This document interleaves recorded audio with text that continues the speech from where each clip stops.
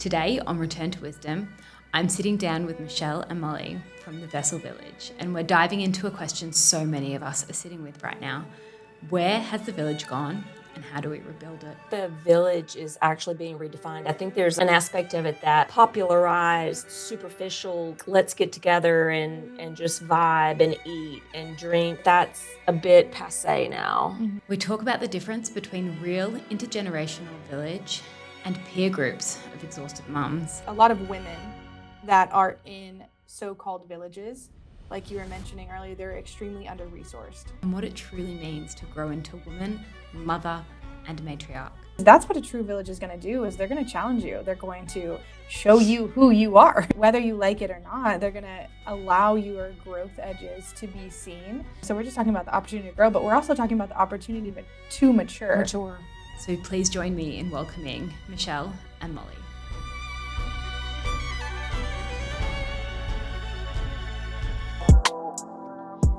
Before we get into today's show, I firstly want to thank you for being here. It is because you tune in each week that I'm able to continue on, and I really appreciate your support. Secondly, if you enjoy the content, please head on over to the homepage of the show. Hit subscribe, like, share, and please review the channel. It would mean the world. This is a small way you can contribute to better guests and greater conversations. You're listening to Return to Wisdom with Keshia.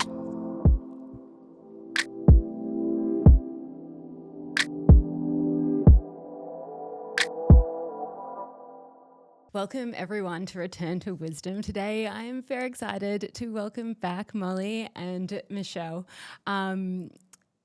Welcome ladies. I'm so excited to be here with you once more.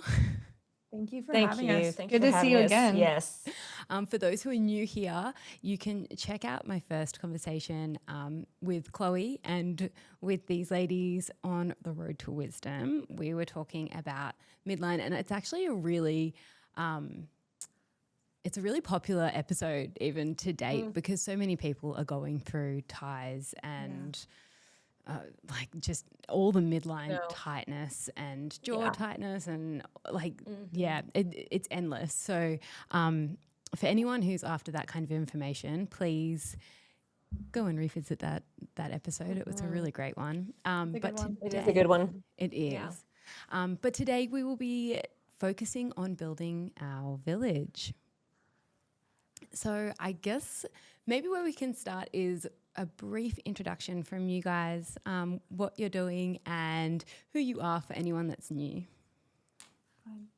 I'm Michelle Chatham, and I have been in the clinical infant feeding, craniofacial growth and development space for about 15 years. I've been in healthcare for about 40 years.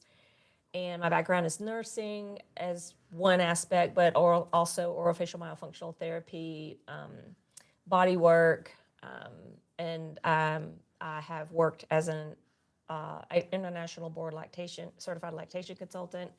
And most of my work right now is around women's growth and development. And so the actual maturing of us into grown women who can handle everything the world is evolving into with great chaos at the moment. Oh, yes. Yeah. Yes. And so the last time we were with you, we had our other person here with Midline Revolution, and she since had a baby and has gone. And then Molly and I took the roots and the stock of that premise and created the Vessel Village. And we just have like a entry-level kind of community where women can come in and grow and learn more about themselves. And so I've got personal growth and development on the brain, on the calendar for most of my days now. I love working with practitioners and women to get to know themselves and to also learn about being in community. This is so alive for me right now, and what I have been exploring on the podcast, because adulting I feel hasn't come as naturally for my generation as what it felt like it came for previous generations. And I'm like, how? We were pretending. I'll just let you know. We were just pretending. Yeah. Fake it till yeah. you make it. You did a great Yeah. job. It was kind of not real, and we just kind of somehow did it, Yeah, there's a lot going on nowadays, and there's a lot of choices. So you can Yeah. kind of like be however you want to be, and a lot of us are choosing differently. Our generation is choosing differently. So with that comes a lot of opportunity to grow. Yeah. Definitely. My name is Molly. I'm a chiropractor by trade and very passionate about birth, babies, and innately, I've always been a community builder and a bringer together of people, I guess you could say. And so jumping into the Vessel Village felt like the next right step after the birth of my first son.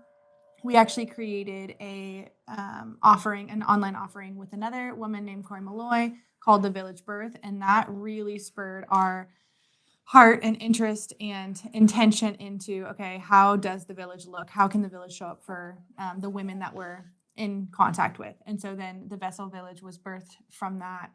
And my desire for women is to lead in a heart-centered way and be the pillar and be the person that the people in their community come to. And with that, Michelle has taught me so much about my own growth and development and seeing my own blind spots and really walked alongside me in my maturation process as we just had our second baby. The first time we spoke, I actually was right postpartum with my first. So now this is a second. And yeah, there's just so much opportunity to grow. That's what I'd say. So much opportunity to grow. And it's you always say too, like we talk to practitioners about this, but you say that you want to lead.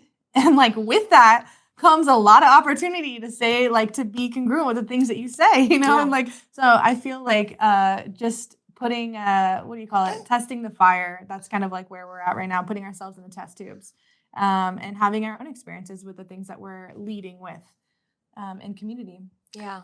It's funny because a lot of people say, like, especially in you guys' generation, it's like, well, I don't know. I don't really know. I don't have the answer, or I don't know. And then I come in and say, well, you really do. Let me help you connect with that, right? Let me teach you how you know that you know. Because you do. You really do. And you have access to so much, not just information. We're in information overload.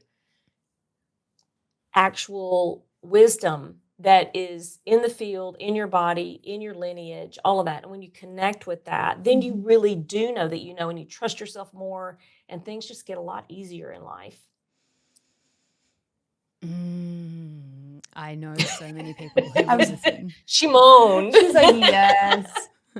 Well, I know so many people who will hear that and be like, please teach me. Where do I find this wisdom? How do I access it? Where is it coming from? Well, this is really where the village is going, is in these smaller units where there is a framework for, I would say, wisdom, knowledge, wisdom keeping, the way that the transmission of that information. And something that, Michelle, that you like to say is, information is just information until you have an experience with it. Mm-hmm. And then it can be embodied, and then it can become wisdom, something that is passed on and something that is a gift to your immediate community. So I guess where we could start this conversation is, where has the village gone? Where would you say the village is going? I think the village is actually being redefined. I think there's an aspect of it that is more of a popularized, superficial kind of like, let's get together and just vibe and eat and drink or whatever. And I feel like that's a bit passé now. Mm-hmm. Yeah. There's a depth that's wanting to be had. Yeah. And there's also a gap because a lot of the systems that we have in place now, especially with allopathic medicine, the people that we used to think were experts, and we would go to for information or to fix our whatever, fill in the blank, it doesn't matter. That's actually pretty done now. Those people actually do not have your answers. They don't have your solution. And then people are like, they don't know what they believe and they don't know what they really feel and think about things. And when you actually get to that point, the way becomes really, really clear. It's like the seas just part and it's so obvious and you just pass through. And it's a really great thing. And that's one of the things we talk about in the village birth a lot is not just creating the dream or the ideal outside of yourself, but using yourself to create that dream. Yeah, and we talk about it in many ways, right? So it's not just the internal intellectualization, like this heady thing of creation. It's like, oh no, you're actually going to move your body. You're going to use raw resources. You're going to use your environment to be able to navigate those spaces and then find what the creation is for you and how your way is. Yeah. 1 second. No, you're right. Yeah, and I feel like the village now is instead of this like photo op vibey thing is actually it's an architecture. There's a structure there that is the scaffolding of being human. Yeah, it's really beautiful to think about that. There's a shape to it. There's a resonance to it. For sure. Because I know like in our situation here on an island in the middle of the Pacific, then, it's not like when you think you have all these other resources and, you can go here and get this or travel here and get that, or you live near a metropolitan area where everything's a plane ride, right? And so when we have people that know things and are able to do things in community, it hits different. 100%. Yeah. And I know you've experienced that as on the receiving end. Yeah. A good bit too. Yeah, and the thing that I always come back to is just what are your foundational beliefs about life? Like, what do you believe about life? Do you believe that you can inherently trust the process of nature? Can you trust the process of your body? Can you trust that, when you walk outside, there are the things around you on the ground, in the sky, at your neighbor's house that you need and you're in the place that you need to be because that is how it is. And same thing with village. Can you trust that the people that you've placed yourself around and the things that you've done in the past are going to create this type of, this match for what you're needing in the moment? Can we break down the village? Because I do feel like, I have this ideal of what the village used to look like, and it feels very like homestead and big family, and everyone's like intergenerational. So you had like lots of just people from all walks of life kind of within the one unit, and that was the village. And you would have like those that didn't vibe so much and those who did, and it would challenge you in ways, and you kind of had to accept the good and the bad. Like there was the trade-off of having those people who knew you so well because everyone's kind of growing, living, functioning together.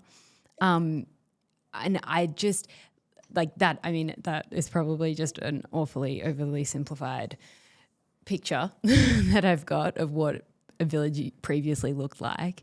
But there was like that level of support because everyone did rely on each person. Like everyone held a function, everyone held some kind of wisdom, knowledge in whatever area they specialized in. And so like there was this real cohesiveness within that group. Now I see what like the village looks like is like it's a group of mums all of the same age in the same walk of life who are trying to hold each other up while they're all drowning. Like it's really it doesn't have the aspects of intergenerational living.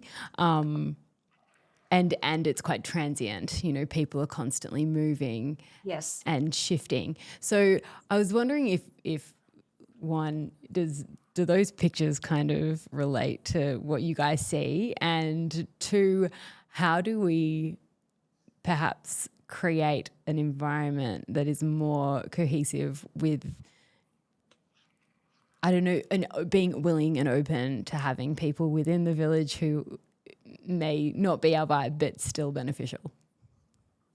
Yeah, that's a really good question. And I think what you're comparing and contrasting to is you're talking about the kind of more recent ancient kind of pre-modern version of village, right? So we all had different jobs. We lived in Close close communities. proximity of each other. There were people there that were living out their purpose in the village, and there's going to be differing opinions and beliefs and things like that, right? You use the word good and bad, and that's more of a dualistic perspective, which fits for pre-modern village, right? Like from an anthropological standpoint.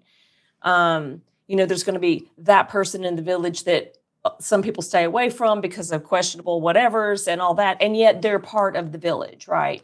And I think what you're contrasting that with is the concept of community. Mm-hmm. So what we have now are peer-oriented communities that fit with school models, like public school models of First grade, second grade. peer-related age groups and stage groups, and there's no one around that's younger, and there's no one around that's older, right? Mm-hmm. Because what also went away in this period between, pre-modern, modern, postmodern village was the wisdom held in the elder, the gray-haired woman who knew things, right? Mm-hmm. Where is she? And not because and the way I look at it is not because she had all the answers, but she knew how to help facilitate you to continue to grow. And then eventually, if you were called to take that matriarchal path, then welcome in the experiences that curated you as an elder, a matriarch, Mm-hmm. right? And so this is what we tell the women in the vessel village is that if you feel called to the matriarch path and you feel like you are a wise woman, then buckle up, because guess what? You don't get to be that until you've seen some stuff go down, right?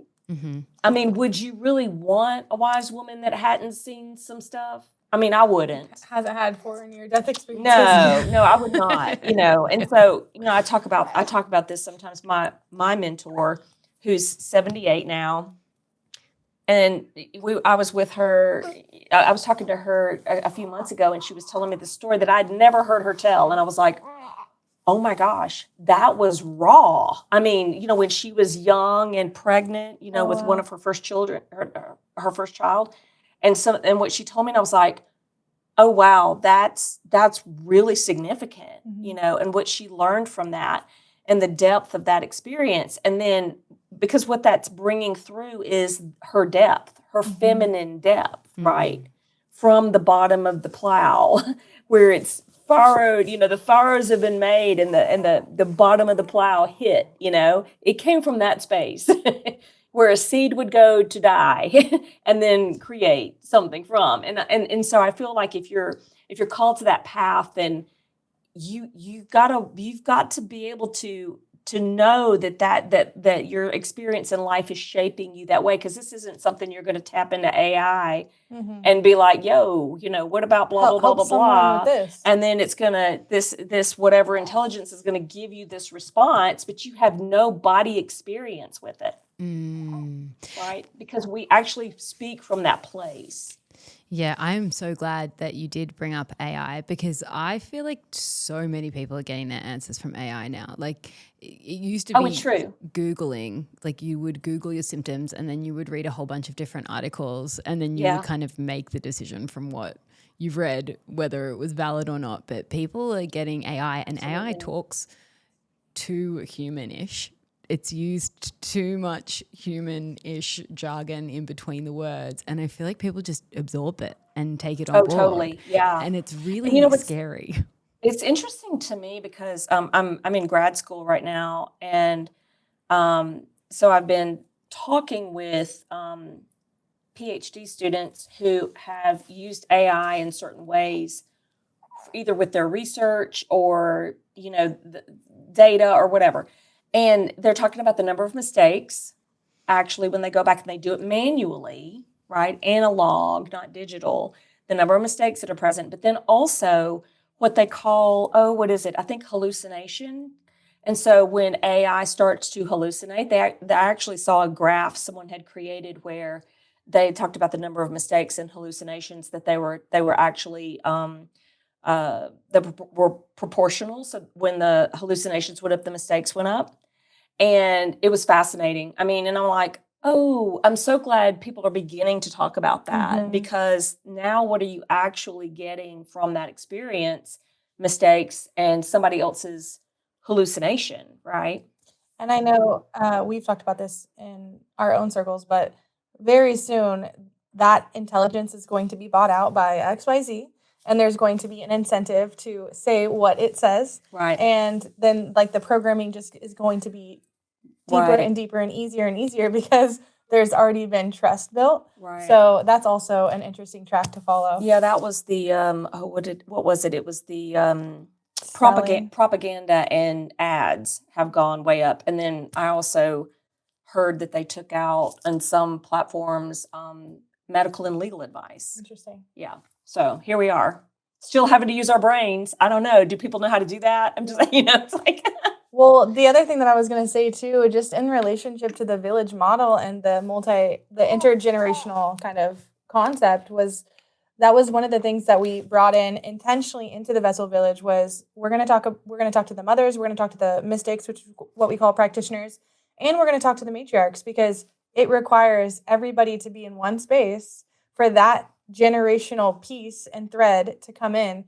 And the amount of women in our space that have intentionally sought out an older woman in their community since being in the Vessel Village has been really, really cool testimonies to see come through and hear their experiences of like, hey, there was this lady at church that I've been saying that I wanted to like go out, take out to, and whatever. It's like, yeah, you did that. And then we had a community event, like virtual community event, but everybody in their individual spaces gathered with their community, with their village.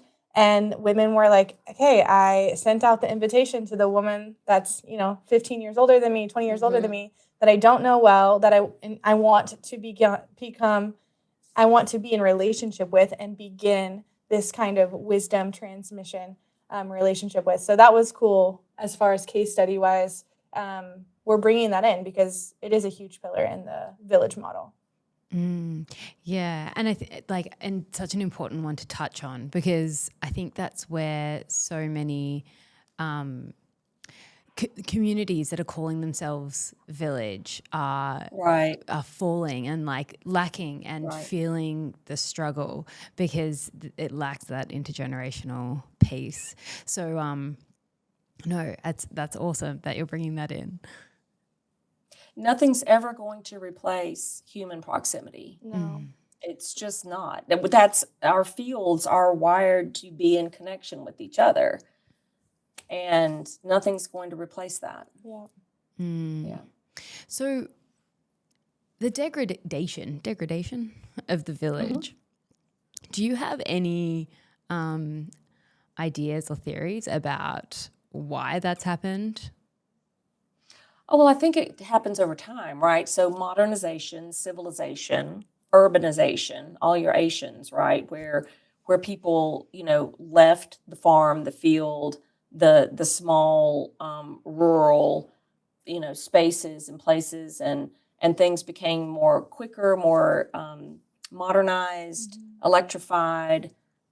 We sped up like all of our processes. And so we're not doing the slow things. I mean, I can remember shelling butter beans on the porch with my grandmother, and she was going to blanch those and freeze those and eat them in the winter. And so the number of people my age who never had those experiences, I'm 60, had that. They didn't have that. And then certainly, I mean, my children probably had more of that than most children because we picked in orchards and had gardens and did crop processing, but they were the norm. They were not the norm. They were the exception, right? So the faster life got, the more convenient it got, the more you could do.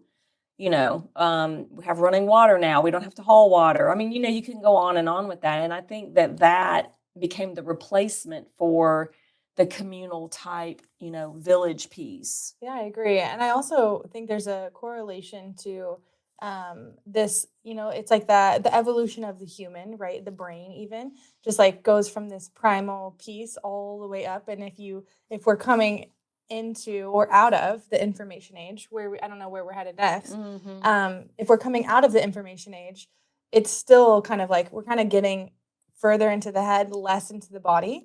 And so the more in our minds we go, or the more virtual we go, the less we care about the morphogenetic field that entangles whenever you're around, the people that you love, right? So our orientation to what constitutes as human has shifted quite a bit. Do you ever feel like your energy's tanking, foggy, and tired all the time? Yeah, me too. Turns out that this could be low iron levels. Did you know 1 in 3 of us are iron deficient, and so many of the supplements out there are synthetic, they're harsh on your gut, and your body doesn't absorb them as well. What I love about Great Spirit is that their iron range is organic, it's made right here in Australia, and it's whole food based. So you're getting bioavailable minerals and nutrients. They've got thousands of happy customers, and honestly, the testimonials on their site are incredible. So if you want to check them out, you can head to greatspirit.com.au and use the code Keshia20 to get 20% off your first order. Enjoy the energy boost.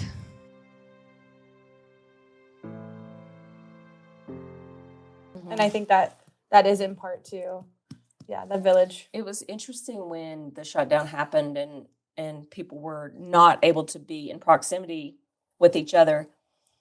I was helping practitioners learn to help breastfeeding infants online. And the thing I realized about that was that the practitioners, for the most part, did not have the awareness or the ability to connect with what was happening without them doing something to them with their hands. And I'm like, oh, that's so interesting. They were depending on themselves to be the vehicle for any kind of transformation or change or functional outcome. I didn't actually know what was happening without touching them. And to me, what that said to me was that they weren't aware what was happening when they were using their hands. So if I took their hands away, they were even more lost. Right. Yeah. They didn't know what the mother-baby dyad, what was going on. What was happening there anyway. And it was very revealing to watch that. And I'm like, oh, you actually were using your hands as a scapegoat or something from actually knowing what was happening in that field between the dyad. And so being able to do that, to see that, to know that, and to guide and direct that without your hands was a whole other ball of wax for them. What just came up for me was there would be so much more even than just your hands, like that practitioners probably don't even know they're using. Like there's probably sensors, right. like 100%. The smell of the person, their general pallor that you can't really get over camera. And since then, you've taught, so that was the origins kind of your postural blueprint method. And since then, you've brought in the village model into that. Yeah, absolutely. And so now what I encourage practitioners to do is actually step away from a lot of their training and their modalities and use their bodies. And we also use the philosophy of the postural blueprint method, which is the dyad, the mother-baby interface, and the mirror interface off of that. And there's a specific way that I teach that and encourage practitioners to use that. And, some people are like, well, why even include practitioners anymore? And the thing about it is once a practitioner makes the big leap from depending on their modality to actually trusting the amalgamation of all of the information that they've been trained with, I find that they are well suited to be in those spaces and assist when necessary and then not touch. I mean, we had a session with someone yesterday and we didn't even touch the baby. Yeah. And so the mother was the one guiding the process. And it turned out that it was much more of an energetic process with the whole family. But that was super clear to me. Right. Yeah. And so you don't always have to be hands-on, but when you get to the point where you're able to see the whole picture and then know the person, this is the other part, is in the village model, we know the people. We're not it's not random, like it is now, like somebody's going to fly in and see you and you don't know this person. So this person you see day in, day out, you know their family, you know the siblings, you know where they live, you know what they do in their life. You know if they're struggling with something, and so that makes a difference.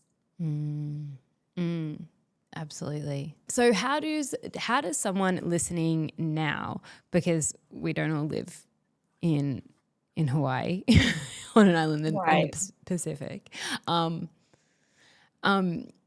how does someone bring this in to their own community? The aspects of the village. Yeah, well, I'd say where we start with women in our village online is beginning to know who they are. Who are you? Who are you? What was your, you call it your natal blueprint. What do you know about your design? What do you know about the way that you move in the world? What do you know about your name? What do you know about why you're here? What do you know about your gifting in the world and what you're here to, what impact you're here to make? So that's kind of that is genuinely the place that we begin with all women. It's basically embodiment. Embodiment, yeah. Who do you know yourself? Right. And what are the ways? And then we go on, right? So it's like, and then what are your ways of knowing things, right? So what are, like Michelle was speaking about that earlier. How do you interface with the world? Do you use your body? What sense do you use? What are your gifts there in your ways of knowing and sensing something that's true, something that's not. And then from there, it's like, what are your outcomes? What do you want? What do you want? Yeah, what do you want? What are your desires, right? Not all of us want to live in the middle of the Pacific Ocean on an island and be, disconnected from the majority of humanity and be more connected to nature. That's not for everyone. And so getting crystal clear on, who you are, why you're here, and then actually what you desire, that is a whole process in and of itself. And then we teach on too, a lot of the village is a lot of women that are in so-called villages, like you were mentioning earlier, they're extremely under-resourced. And so even from like a biochemical mitochondrial level, like what resources do you have online to run the basic processes of your body, and then to go on beyond that and know what you desire, know who you are, be clear about what you're here to do in the world. So I'd say those are the 3 pillars that we start with in the Vessel Village. Yeah, absolutely. And I feel like in the West, especially in the modern era, we're taught to lead with our accomplishments or our accolades or education, station in life. I mean, this is classic with people who have advanced education, doctors. They lead with that. And I think in what we're coming to is less of that. It's like, who are you though? Like, why are you here? And what gifts and whatever do you have to bring to the world? It's less about skill and modality and your accomplishments as it is like knowing who you are and being able to serve or be with people without that, without the accomplishments, without the accolades, without the, things like that.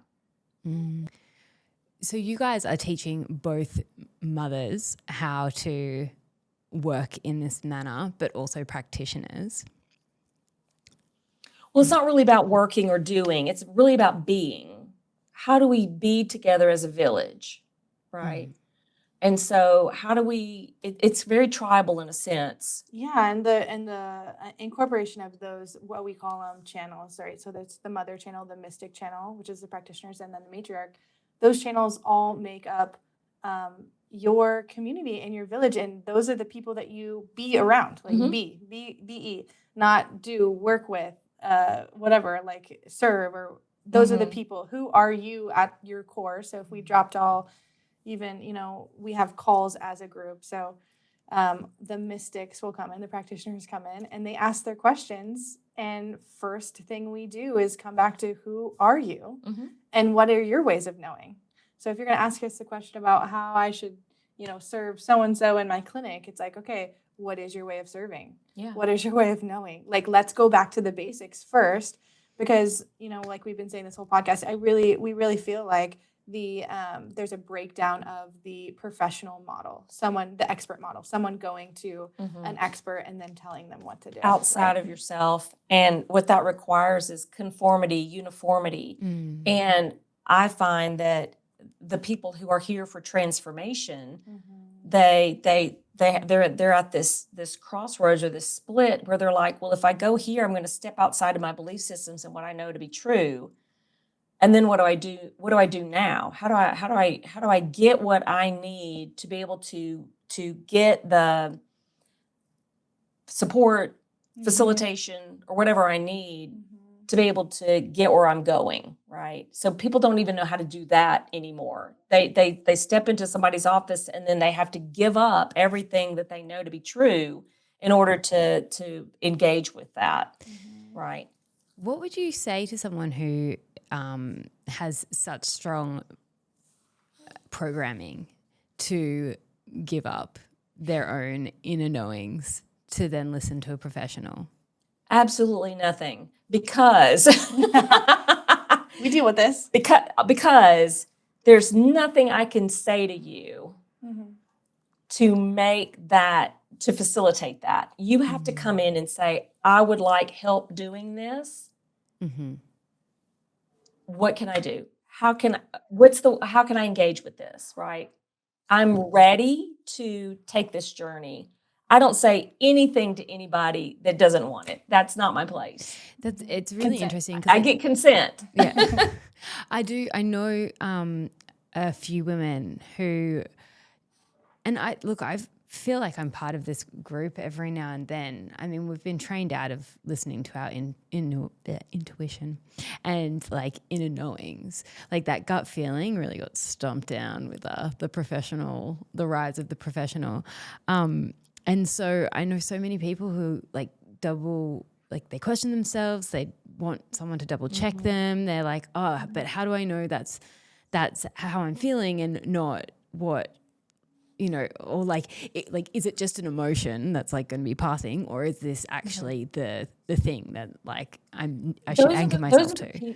Those are the people who haven't gotten to the other side of what they're asking for. So in other words, they think this. So for example, these are the people who have an infant who's not feeding functionally or having challenges, and they're like, I want a frenectomy.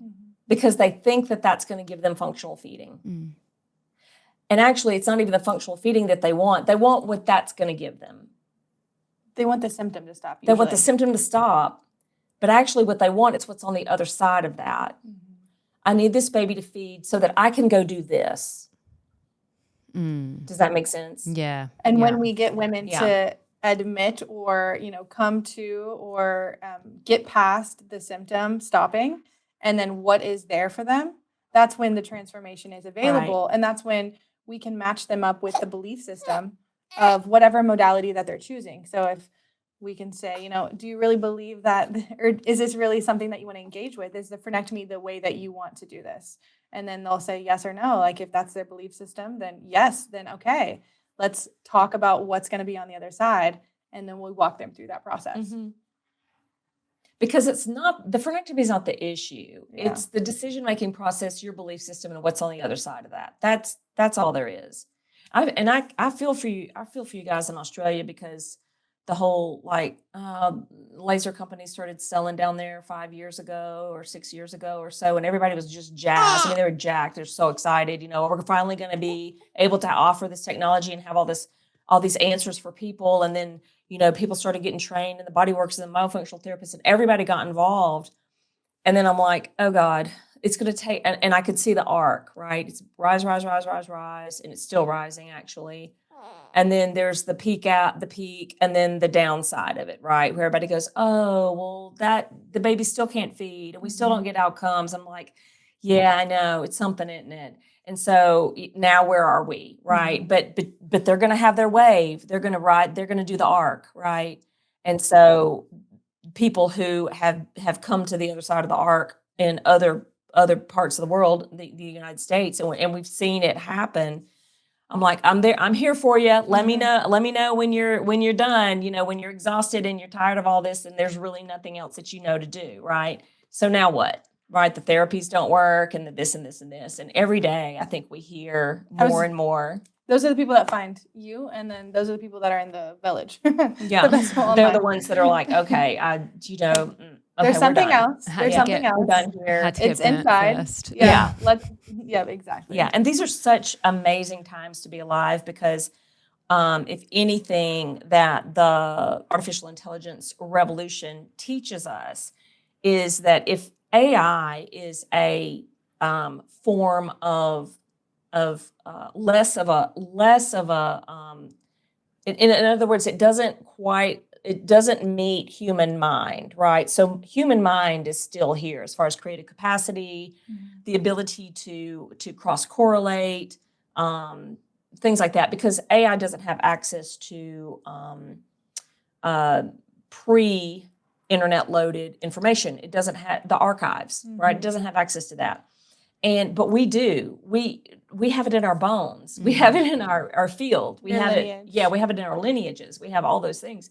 And yet, if we don't know how to access that as humans, then we're actually not doing okay. But if we do, then what we have is still the potency of having a human brain, human mind, human body.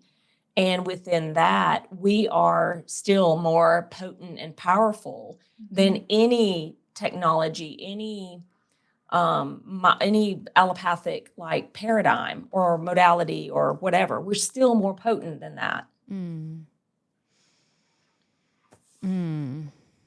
Okay, I'm going to send this to a few people.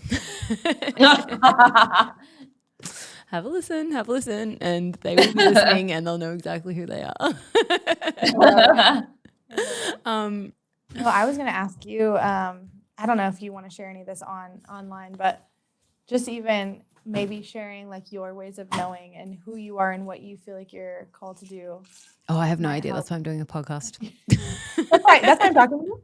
But we're here for discovery. That's beautiful. This discovery is like, right? That's the what do you call that? The path, the arc of going from the unknown to the known to the unknown. That's the story arc of life, right? Yeah. I'm still in like I feel like I know everything, and then I just get hit. Yep. The Dunning-Kruger effect, Michelle calls it. Oh gosh. Like the more you know, you get to a point where you're like, oh shit, I don't know anything. Yeah. And then it repeats. You finally it's complicated. Yeah. It's just I don't know. Depends. I know everything. I'm so smart. And then you go down and you're like, oh, this is much. Oh, it's complicated. Yeah. That's my life. I think that's just how I've been as like from forever. No, but I think it's really interesting that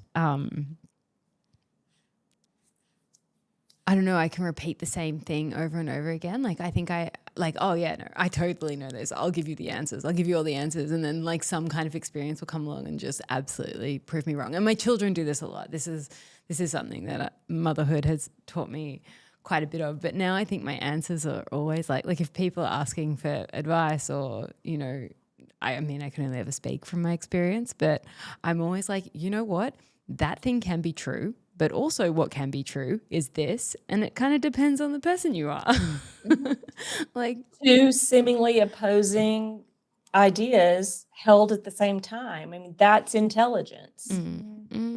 Cool. Can I claim intelligence then?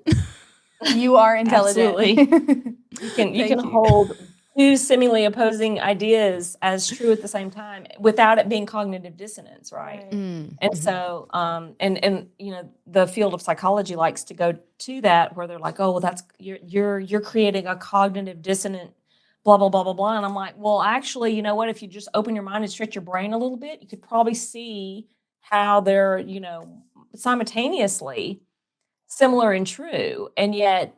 In our Western culture, there can only be one right answer.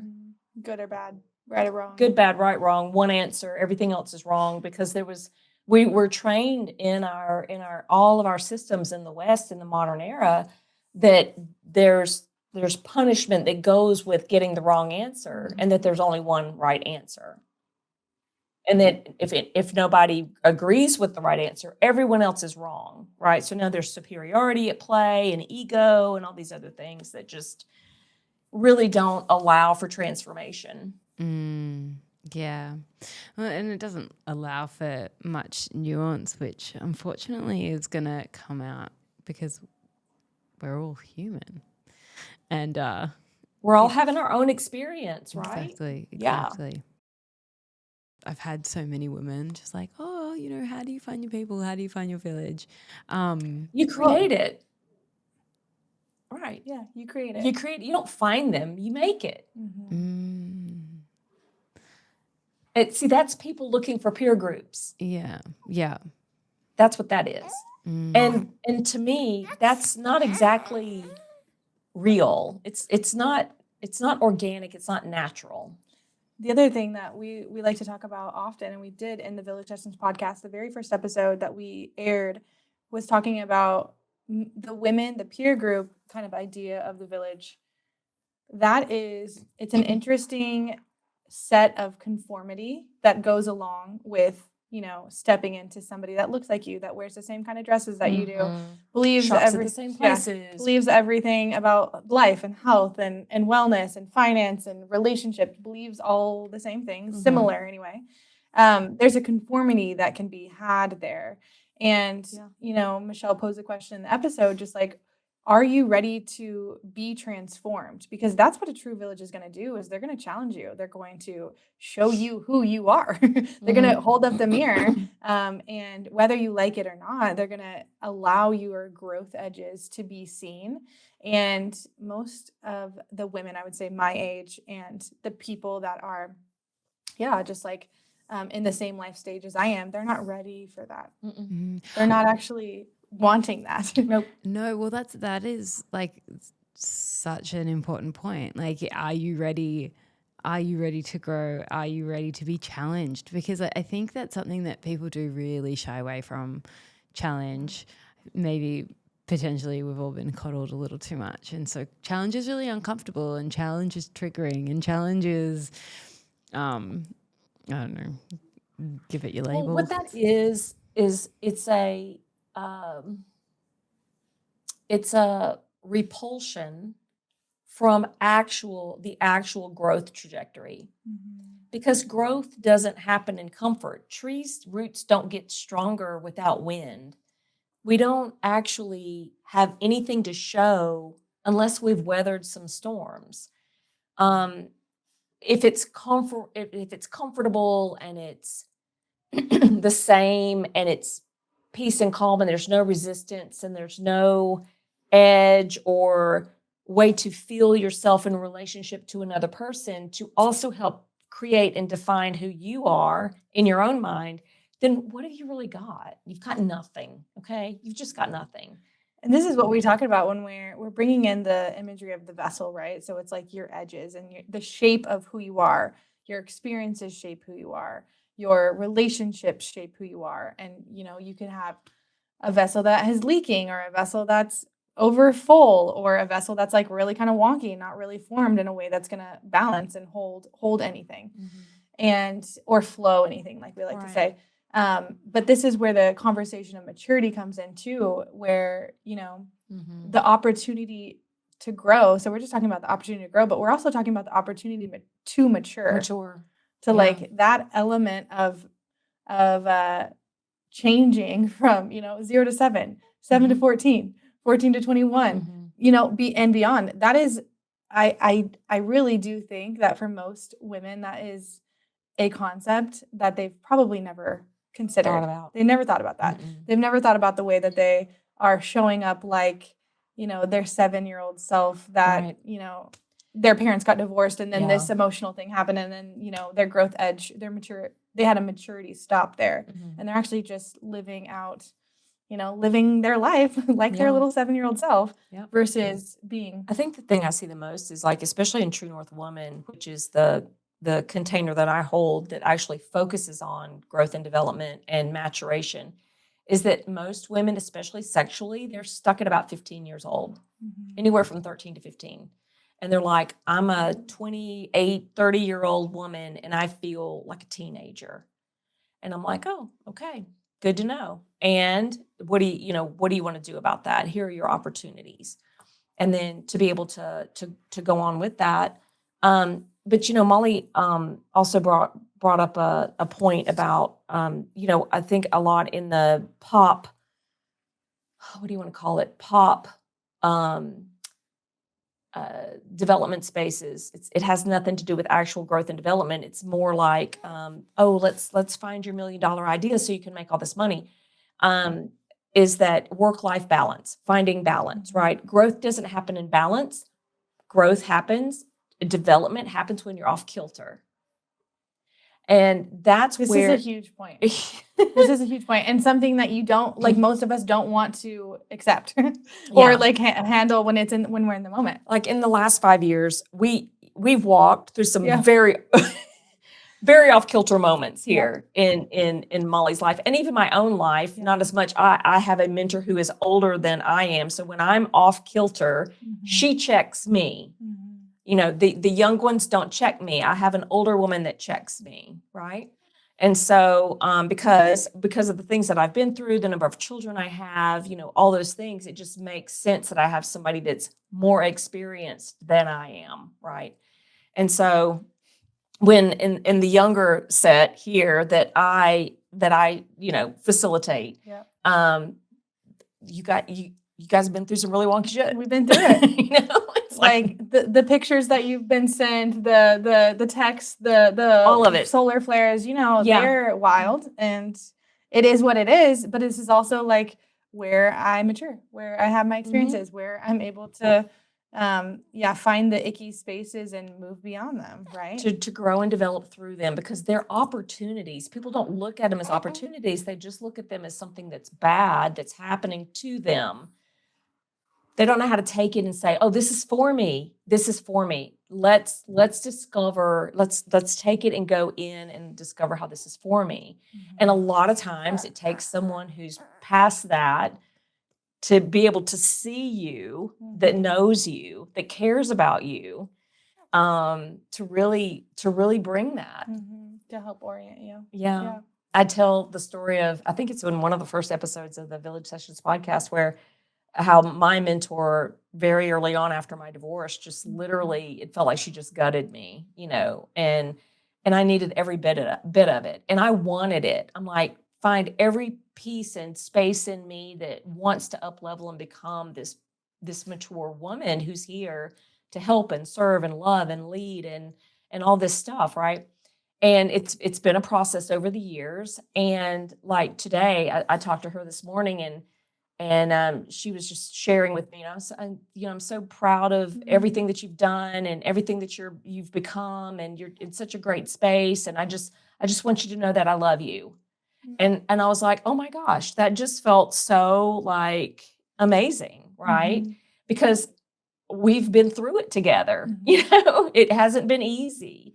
And yet, when you finally get to that point where you're like, it's really going to be okay. I'm really actually using these experiences that I thought were going to kill me to make me better and help other people. That's consistent with why I'm here. And she helps me become that, right?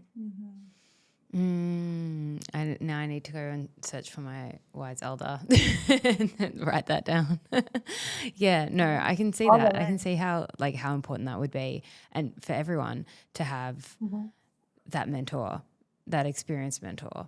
And some people have declared the mentor dead because of AI. I think, they're like, no, we don't need the mentor because we've got artificial intelligence and we know everything from the field. And I'm like, next time your life goes tits up, let me know how that goes, without a human there to actually help you navigate that space. And two, for my children, the family that I want to raise, I want them to be in a world where there is that intergenerational multi-gen transfer of wisdom.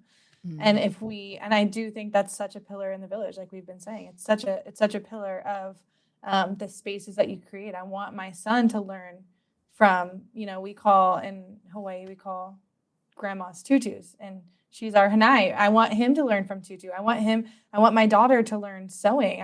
I want these things to be passed down. And without that generational element, I think Gabriel Mate has a really good book on that too, with it's called something about letting go of your kids or something like that. But it talks about all the pure orientation and just the sameness there. The sameness and what's missing in that. Yeah. Yeah. Is it hold your children close? I think it is. I genuinely only read like 30, maybe 50 pages, and I was like, I got it. And also I respect all of your research. I respect everything about this book. And that was really impactful. Those first 50 pages were really impactful for me. That's awesome. Well, I love what you ladies are doing. Do you want to share quickly with everyone upcoming courses? Yeah. Do you want to kickstart it? Yeah, the Vessel Village opens again at the end of January. And we open it two times a year. 3 times a year. 3 times a year we open it. And the Vessel Village is literally packed with courses that facilitate areas of learning. So we have courses on creation. We have courses on generative biohabits, like the whole resourcing, well-resourced woman. Yeah, resourcing your body. We have the Untied course, which was the midline revolution. So anybody who listens to that episode, the course is now Untied. And then we have Your Mother's Money Story. That was the most recent course that we put out. And it was very impactful for, that generational element that we bring in. And how you're shaped 0 to 7 and what goes in and the programming there. So that was a big one. And we talk about in there, the sex money connection, which a lot of spaces aren't talking about that in the ways that we're presenting it. And we want to do, coming in 2026, there will be another course in relationship to sex, sexuality, sensuality, called the Purity Purge. So talking about purity culture and, how that's shaped definitely my generation of women. And also stunted a lot of women's growth and development from a body awareness, sexual awareness standpoint. Can you dive deeper into that for me? Purity Purge? Yes. Let's do it. Yeah. So in the West, which in the United States, I think there's a very heavy influence for religious influence and there's a certain pocket of Christianity that's kind of it has a stronghold on a lot of women in my age and stage, and mine too. It was mine too. Yeah. And there's a stronghold on the idea of purity and what that is and what that entails and what the ramifications are and the morality that's surrounding it. And what we have seen in our Vessel Village virtual community is the impact that it's having on women in their relationship with their spouses and their spouses, right? Yeah. And so, even just talking about simply, women come on and share, how do you handle being touched out with your kids? And then your husband comes home and you don't want to engage with him, but he wants to engage sexually with you. Well, there is so much happening prior to that point. So let's go through some of this. And then also, where are you at with your comfortability in your body and with the senses and with sexuality? So the Purity Purge is going to aim to unpack all of the framework for, what has gone in as the program and then how to navigate unpacking that program and then where that leaves you. I think what a lot of people do not realize, and I've studied, one of the things that I'm studying in my graduate studies is wisdom design. So one of the things that I have researched and studied are wisdom systems that were related to teaching sexuality to both men and women. And at a certain point in history, that stopped because but mostly because of religious influence, Political, religious. influence. And so, when you co-opt body function and the way that function connects us to each other, then that's a hijacking of part of our humanity. Totally. In a sense. Yeah. And then what happened was, instead of teaching innocence, not childishness, but innocence, like that this is a bodily need and function and ability, just like any of our other systems, in the body. If you look at it from a systems approach, I'm a nurse, so I do. It's a biologic It's directive. a biologic directive. It's a biologic imperative. It's a biological drive and function. And just like our hunger or, our need to urinate or whatever, it's the same thing. And yet that became different. And then when you cut off something that is so a part of being human, and then you say, we're not even going to teach you like about this function in your life and how important it is for who you're unified with, who your other person is in the world, and having children and your growth and development, then I got questions, right? And so that got covered with the purity concept, is that if you did learn about these things or engage with sexuality, then you were no longer pure, right? And so that's actually not true. And so Purity Purge is it's a framework for women to take off that implant, that directive that was on top of human function, and go back to the innocence of bodily function, needs, urges, and abilities and expression as far as sexuality goes.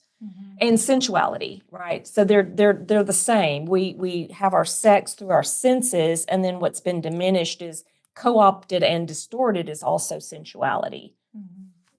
And for me, it goes straight in, that the sexuality piece goes straight into marriage. Marriage goes straight into birth. Birth goes straight into motherhood. Motherhood goes straight into your matriarchy. So the origins, of that sensuality, sexuality is crucial for us to understand and explore as women. As I've worked with women over the last years, I realized that they really don't know anything about their bodies in a sexual way. And I'm like, oh man, we are missing out on so much information, expression, embodiment, being in the world from being able to impact people from a really innocent, clean place, and appreciation of beauty. And so that's what Purity Purge is going to bring to the table. In a long roundabout way to say. Yeah, that was a long version. That's really cool, because I think that it's one thing. I mean, I talk about relationships on the podcast quite a bit, and it's one thing that really impacts your relationship too. Yes. And it's the glue that holds it together. That's the part of the part of being together is that sexual intimacy and union. And then that has flow-on effects to your children and how your whole household is, and then maybe how you interact with your friends, and so on and so forth. That's quite a ripple effect. So no, that's really cool. Thank you for going into that. Yeah. So inside the community are all of these frameworks that are available for you to go into and study and have your experience with. And then we have a process that we call the vessel process, and we have you learn to use it so that you can bring yourself to your own, informing and integrating, right? That rather than looking to us for information or answers, you have them inside of yourself. So then you get to learn how to discover what that is for you now, and then get on your trajectory for your growth and development and your own internal evolution of your beliefs and values and things like that. Because most of the time you were given those values by I call it the Ru, Ku, and Fu. It's the culture of origin, the family of origin, and the religion of origin, right? And so you're given those things, and you were expected to conform and be unified with those things. But then actually you're denying yourself of knowing yourself if you don't have any knowledge or information about yourself apart from those. Yeah, and the intention there too is, knowing yourself enough to be able to cultivate and create the village in your physical community. And our intention for starting all of this was genuinely to see like wealthy, healthy, vital communities of women gathering, and the nexus being, growth, development, self-evolution, love, all of that being at the center. Yeah. Oh, wonderful, ladies. Well, thank you so much for coming on today. I will link all of that in our show notes, Cool. and also where people can find you on social media, etc. Do you want to say that now before we head off? At the Vessel Village Yeah. on Instagram. Yep, at the Vessel Village on Instagram, and then the enrollment period for the next virtual Vessel Village opens the end of January. All right, brilliant. Thank you again, ladies. It's been wonderful thank catching you. up. Yeah, so good to see you. Yeah. Thanks for joining me today. If this ignited a flame for you, please share, follow the show, and leave a review. The more support and subscriptions the show gets, the more powerful and credentialed guests I can bring on to deepen these conversations. I appreciate you being here, and I will see you next week.